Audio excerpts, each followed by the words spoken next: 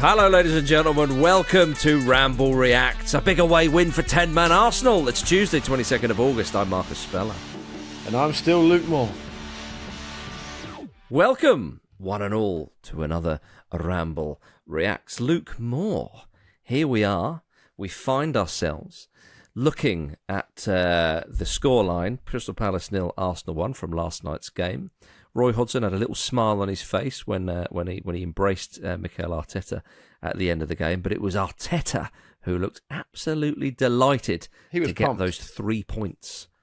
He was absolutely pumped, wasn't he? And it's nice to see Roy. Can I first of all just say it's nice to see Roy? We talked about this yesterday at great length, and to see the man stepping out for his first Selhurst Park appearance of the season. Nice of them to parade him around the stadium at the start and have him. Do you want me to carry on that one though? It was a great opportunity to see the big man. Lucky for Roy, it wasn't a barn burner, because where else would he live? Well, he would fly over, just dropping little tumblers of water onto the fire. He'd find a different barn to live in. I thought it was a kind of job to be done for Arsenal. And I don't mean that to be disrespectful to Crystal Palace, but if you cast your mind back to the opening game of last season, Arsenal found themselves at Selhurst Park, got out of there with a 2-0 win on that occasion, and it was kind of followed up by 3 or 4 results, of which they won every single game, including one of your beloved Fulham, where they've had to dig out, and that would kind of set the platform for their season last season. If you think of that Fulham game, Marcus, they went a goal behind, didn't they? Mitrovic scored, and they turned it around and scored a few minutes to go and got the win. Then after that, they had to kind of scrape past Villa. My point being that just early last season, when they had a very good season, they didn't have it all their own way against Crystal Palace at Selhurst Park, and they managed to win. I thought it was it rapidly turned into one of those games where you just got to get the win, and I think you can tell they felt that way as well by the way not just Arteta celebrated at the final whistle, but the players on the pitch did as well. That might well be because they went down to 10 men in rather unfortunate fashion, but at the same time, Crystal Palace have got players who can hurt you, unpredictable players, attacking players who can pull something out of nothing, and that always leaves you kind of a little bit uncertain. And so to get through that, I think was a great plus point for them. Yeah. We had a tweet from Rob who said, huge away win for Arsenal against David Coote. Another bird. Yeah. Title challenger stuff is what Rob said. And David Coote is a magnificent bird. Got very bright blue, large feet. It's an aquatic bird. You see them a lot in ponds around the local parks in the UK. But if you ever get a chance to see them out of the water, very large, bright blue feet. It's quite unusual. Are you sure? Because the coots are the ones, moorhens have got the red beak. Correct. And coots have got the white beak. Correct. I have black not... with the white beak. Yeah, they've got blue feet. Bright blue feet. Blimey O'Reilly, they hide them well. Why do they hide their feet under a feathery? Why do they hide their feet under a feathery bushel? I don't know. There's probably some kind of evolutionary reason, Marcus. If we're going to be a little bit expansive and a bit showy with our bird chat, Luke Moore, a very famous breed. Beats talking about referees, isn't it? a very famous. And he said breed of bird. They don't really breed them. Type of bird that I've seen with blue feet is the blue-footed booby, which you can find. Very famous bird of I believe native to Southern Africa, I believe. Perhaps, but certainly in the Galapagos Islands in Ecuador. Oh, okay, you're right. Yeah, the Pacific Ocean. Yeah, I've just checked. I thought they were from the African savannah, but you're right. Yeah, they're Pacific. Yeah. Let me just be absolutely clear on that. Sorry to cut you off if you were going to go into detail on that particular species, but what I would say is the blue-footed boobies. They holiday in Southern Africa, don't they? I'm sure they do. Yeah. I'm sure that's the case. I mean, why wouldn't you? But that bright blue set of feet is far brighter and far more vivid than the humble UK-based coot. I mean, you've taken it up a notch there. Like, if I was to recommend anything to our listeners about kind of sampling birds with blue feet, I would say very much start off with the coot and build your way up to the blue-footed booby, because that's probably the apex, the apotheosis of what you're going to get when it comes to blue-footed birds. Yeah. It's really important that I'll make that clear. Well, I'm glad you did, because I didn't want to waste any more of our time. I thought you've mentioned the coot's feet. Let's move on to the fielding the questions booby. I'm asked. Exactly. That's all I'm doing. We can wrap that little bird chat up in a neat little package and move on. But of course, David Coote was the referee. He sent Tomiyasu off 2 yellow cards, the first for time wasting and then the second for pulling Ayu's shirt, I think it was.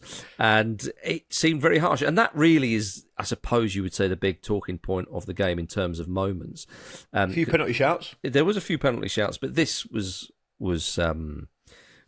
it seemed very harsh to me. I mean, Alan Smith said, look, I'm not saying this with my Arsenal colours on or anything, but he felt it was harsh in, co-coms.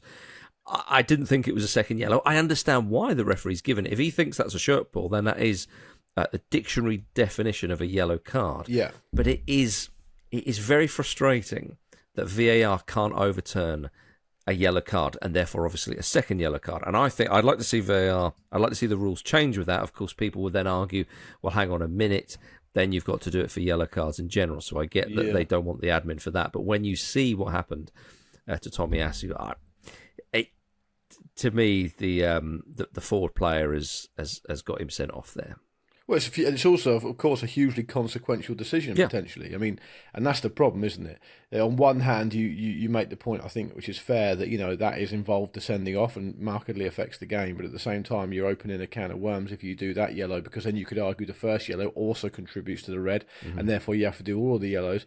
I thought it was a poor decision. I mean, ultimately, the way to solve this problem would just be for referees to not make stupid errors like that, which I know is easy for me to say. But we're already seeing, even earlier than predicted, I don't know if you remember, Marcus, but a week or so ago, we talked about the idea of how long referees are going to keep up this this kind of new initiative to clamp down on dissent, to clamp down on these other things. And I'm just off the top of my head, from this weekend's football alone, I mean, Thomas Partey does an imaginary card and isn't booked. Grealish did one as well, I think, against Newcastle. He wasn't booked. Bruno was booked for dissent in the Spurs game, which we talked about yesterday. And then Alexis McAllister was also booked for waving an imaginary card in the Liverpool game. And so already we're seeing that referees are starting to implement this stuff as and when they see fit, but not implementing it consistently. And to me, there is a problem with people calling out for consistency of refereeing and then common sense refereeing as well, because obviously those things don't always go hand in hand. Different referees, different occasions, different types of games and all the rest of it. But if you are going to put a big statement out or make it clear or brief the media that you're going to be clamping down this, that and the other, and then not even 2.5 weeks into the season, we're already seeing it not being implemented consistently, it's just frustrating, and it's just an own goal by them, because it makes every kind of decision they make that's wrong, i.e. the Tomiyasu thing, give people far less opportunity to give them the benefit of the doubt. I thought it was a poor decision. I thought the game was refereed kind of okay-ish. I didn't think it was quite as bad as has been mentioned. I don't think it was quite as bad as Rob, who tweeted in, said, but I don't think it was brilliant either. All I would say is that there was also a lot of trickery in the penalty area in that game. A lot of kind of players going to ground quite easily. Nketiah did it. Eze arguably did it, although I appreciate there was probably contact there. It does make the referee's job harder.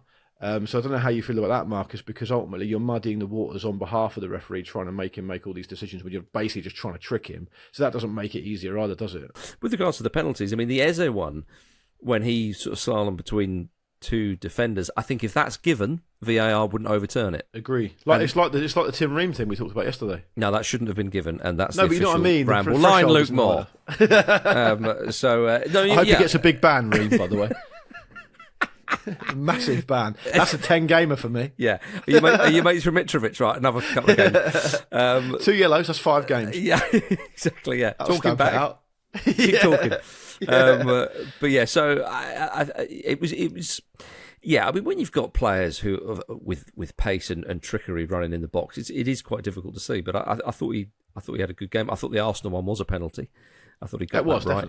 Definitely. And that was the other moment that really changed the game. I mean, this you said at the start, you talked about it, or we did, it was a huge 3 points for Arsenal. Reminds me a little bit of when Man City went there last season. I think they got a penalty. I think, would it have been Haaland perhaps who scored? Forgive me if that's incorrect, but they won 1-0 at Selhurst Park last season, and it reminded me of that Crystal Palace can be a very, very difficult side to play against, not only because they're good at the back, but they've also got something good going forward as well. And you've got they ask questions of the opposition defence. But 2 games in, they've only scored 1 goal.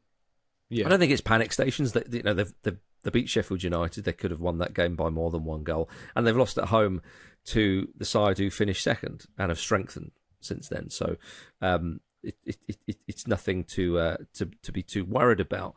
But with Palace, you mentioned the other day, I think it was yourself or Jim, that a player like Eze and Elise, when he's signed that new contract, it's a time for those players to kind of shine, especially as Zaha is no longer there. Do you worry about Palace and where the goals may come from? Yeah, I think you have to, because I think that if you talk about individual goal scorers for them, then it tends to be like Zaha would have chipped in with, I don't know, generally like a decent amount, and by which I mean, I don't know, between 8 and 12 Premier League goals off the top of my head. And then you would kind of be, it would be punctuated by, well, Eze got like 10 last season, didn't he? Which is pretty decent. Ayew, I think, has had a season where he scored a few. I think Benteke might have scored quite a few one season, but it's never really troubling, 20 goals. It's always generally around double figures or maybe slightly more. And now, of course, Zaha's moved on, which leaves a huge amount of pressure on someone like Eze, because the strikers they have, like Edouard and whoever else, just don't seem to contribute as much. And if you looked at Palace, scored, I think, 40 goals last season, so around just over a goal a game. Mm-hmm. But teams around them, I know Chelsea probably is a bit of a weird one, because they're an anomaly last season, weren't they? They only scored a goal a game last season. Wolves hardly scored any. Mm-hmm. But the teams directly above them, Fulham and Brentford, who I think teams you could probably reasonably argue are teams that Palace should really kind of be benchmarking themselves against. Yeah. Fulham scored 55 and Brentford scored 58. Yeah. So it's a massive difference. I mean, you're talking about, in Brentford's case, almost 50% more goals. So yeah, it's a concern.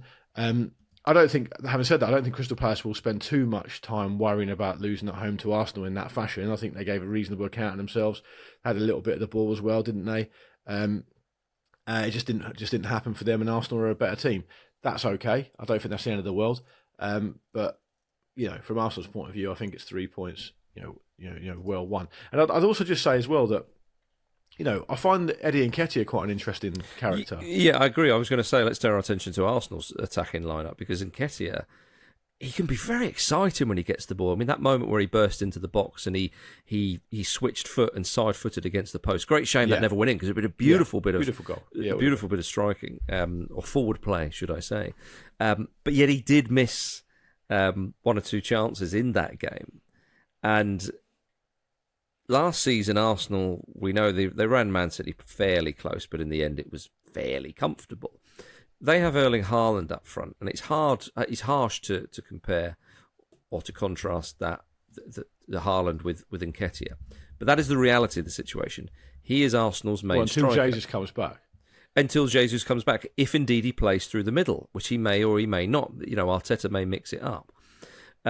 You think about Manchester City, who they've got up there. Well, Julian Alvarez has just won a World Cup and is full of confidence, and is now, you see in they're reaping the rewards. I mean, that goal he took against Newcastle United was a great strike, So Nketiah, certainly for the moment, and could, for the most part, lead Arsenal's attacking line. Arsenal have got goals all over the pitch, we need to say. But what do you make of Nketiah up front for Arsenal? Because, as I say, an exciting player, but is it a stretch too far to think Arsenal could win the league if he is one of their starting strikers? Well, it's a tough old ask, because he's 24 years old, and I think he's only ever scored 15 Premier League goals in his whole career. Yeah.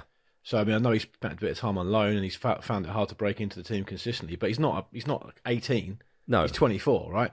And I think when I look at him as a player, I think movement brilliant. He's got a lot of speed. Like, he's quick across like a few yards, and his runs are intelligent. So, like I say, his movement's good.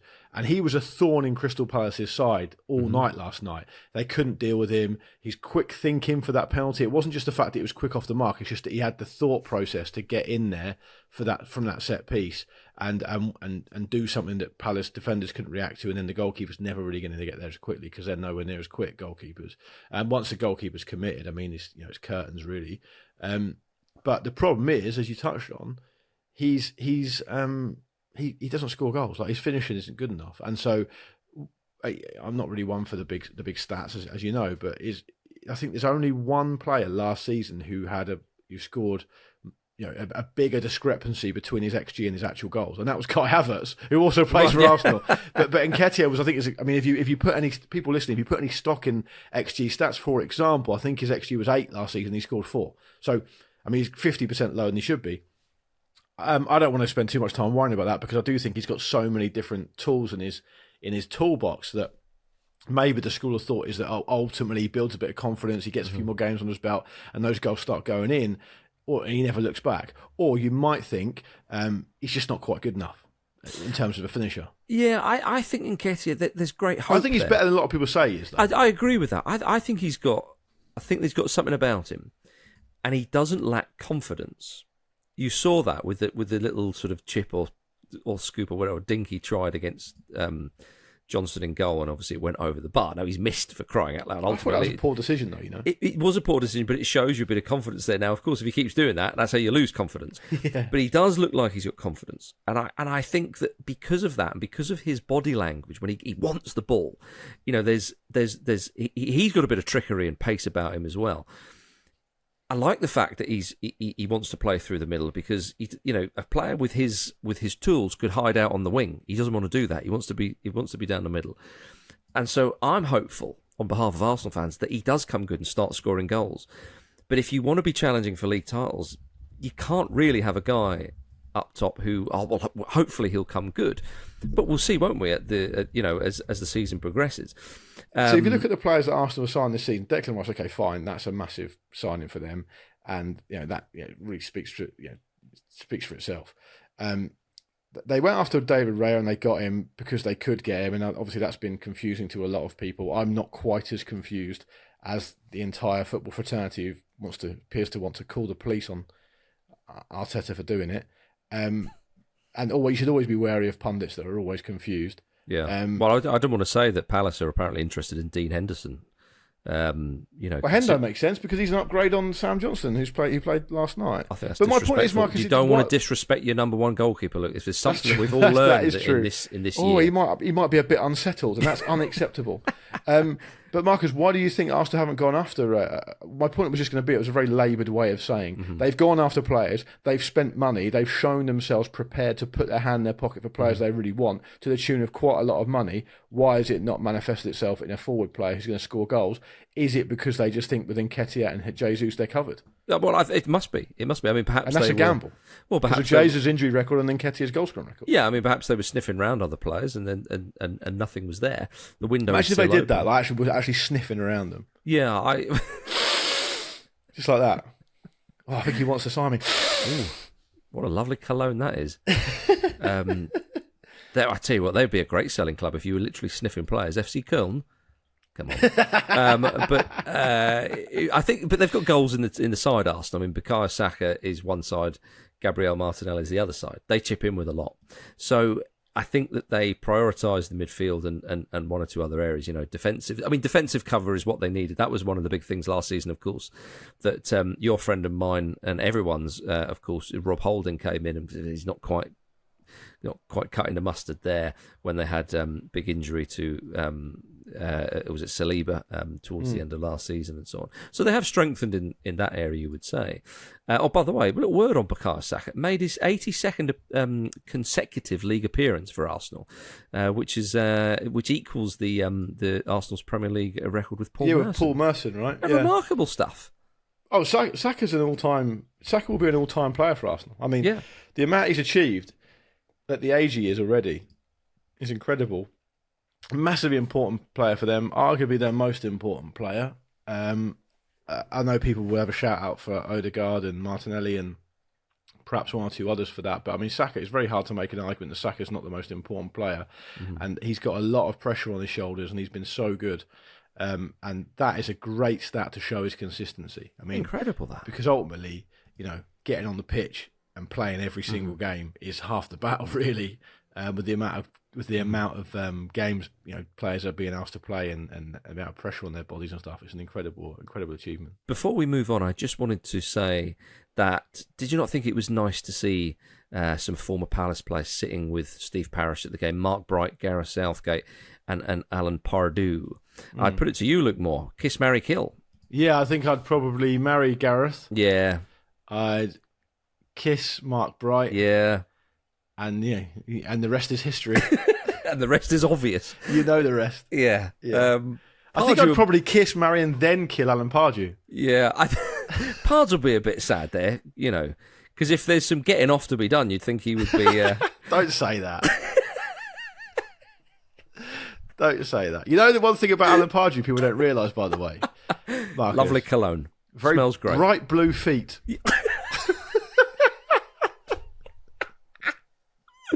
Dear. Take his socks off. It's bright blue feet. Yeah. Yeah. The blue-footed booby that is Alan Pardew. Yeah. Now, we know that Roy Hodgson, of course, is the king of post-match interviews. We've enjoyed, especially when they don't go out live and we have to wait for them to be released after that. Did you see Lyon manager Laurent Blanc, formerly of Manchester United, had an interesting attitude at the weekend after Lyon started the season with a second straight defeat, and he was asked what needs to be changed at the team or at the club, and he said, you have to change the manager.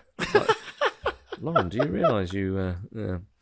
So I've got a 3D chess he's playing there. I don't know, It's not a translation error, that, is it? He did say that. So. I think maybe written into his contract was if he sacks himself or something, then maybe he gets a payout. I don't know. I thought it was going to be like a terrible French joke where he's going to say, you have to change the manager, then turn around and come back in and he's put like a little fake moustache on. Gone, here I am. That'd be good. Larry White. Larry White saved my life. Yeah, you harken back there. Now then, let us finish today's Ramble Reacts with the news that Mason Greenwood is set to leave Manchester United after the club finally decided he must resume his footballing career elsewhere. As of last Wednesday, they intended to reintroduce him into the squad, but by late Friday afternoon, the public reaction had forced a rethink, and yesterday they announced the conclusion of their 6-month investigation into Greenwood's conduct with the following statement. Based on the evidence available to us, we have concluded that the material posted online did not provide a full picture and that Mason did not commit the offences in respect of which he was originally charged. That said, as Mason publicly acknowledges today, he has made mistakes which he is taking responsibility for. All those involved, including Mason, recognise the difficulties with him recommencing his career at Manchester United. It has therefore been mutually agreed that it would be most appropriate for him to do so away from Old Trafford, and we will now work with Mason to achieve that outcome. Luke, you weren't on the podcast last week when we spoke about this, but you did tweet what I thought was quite an eloquent thread after we spoke about it on the Ramble. What do you make of that statement? Yeah, I don't really believe Manchester United, and I haven't believed them throughout this process. I think they've come to the right decision to have him leave the club. And at the time of recording, I mean, Adam Crafton of The Athletic, who's really been, in the vanguard of covering this and really, got into the weeds of what's happened and what United's process has been, has reported they haven't actually terminated his contract, but other outlets have suggested that his contract has been mutually terminated. Regardless, they've come to what is ultimately the right decision to have him leave the club, in my view. But it feels like they've done it in a kind of mutually convenient way without really showing any leadership, and they've made no statement of intent throughout the process or how it relates to the outcome. I think for me, from the start, they've approached this from a position of how can we get through this without losing Mason Greenwood as a player? Yeah.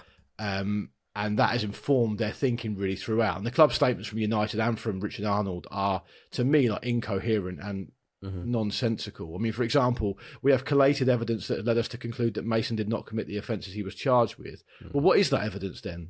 Tell us, because that would solve the problem entirely, but you don't seem to be forthcoming with it. And they also had no one involved at the club with any experience or expertise whatsoever in being able to make that assessment anyway, with the exception of probably some in-house counsel who will almost certainly not be involved in criminal cases day to day. And they didn't hire anyone independent to lead the inquiry either, which to me is a dereliction of duty.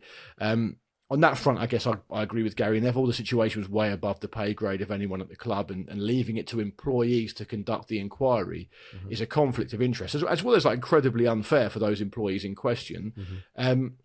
So like I say, ultimately they've come to the right decision, but have done it in my view quite a Weasley way, and they come out of it with no credit whatsoever. And I'll just finish by saying that, you alluded to mentioned my Twitter thread there. What for those who haven't seen it, because they've got better things to be doing with their life than spending all their life on Twitter, which is perfectly understandable. I think we need a code of conduct for players and officials within the game, and we need an independent process that covers cases such as this, because this won't be the last time this happens. And there's currently a vacuum at the top of the game when it comes to leadership on these issues. It's not viable to hide behind the idea that there wasn't a criminal case to answer. That's a totally different level of burden of proof and process, and just a completely different stratosphere. And the charges were dropped, by the way. It wasn't as if it went to the courts and he was quite. found. And that's not really that relevant to the day-to-day running of a sport or an industry anyway. Because you can be capable of such terrible behaviour that brings the industry and the club and the whatever into disrepute without reaching the criminal or threshold for criminal charges or whatever. But listen, there's loads of other professions in this country. And you can list a load of them off, whether it's law or accountancy or medicine or whatever, where there's a minimum standard of behaviour, and now bringing the profession into disrepute type idea that exists, that is regularly counselled upon and judged upon by independent panels, and people are struck off and not allowed to practice certain professions because of it. And I don't really see, with the stakes involved and with the fact that they're professionals as well, football players, professional athletes, why there shouldn't be something in place for that as well. Because ultimately then that just takes the decision making away from people who aren't qualified to make that decision. And I just think with United, it's, as I said, it's been informed by them being desperate not to lose a player to a rival, which is pretty tawdry. But these players are valuable assets, and that's the reality of the world we live in.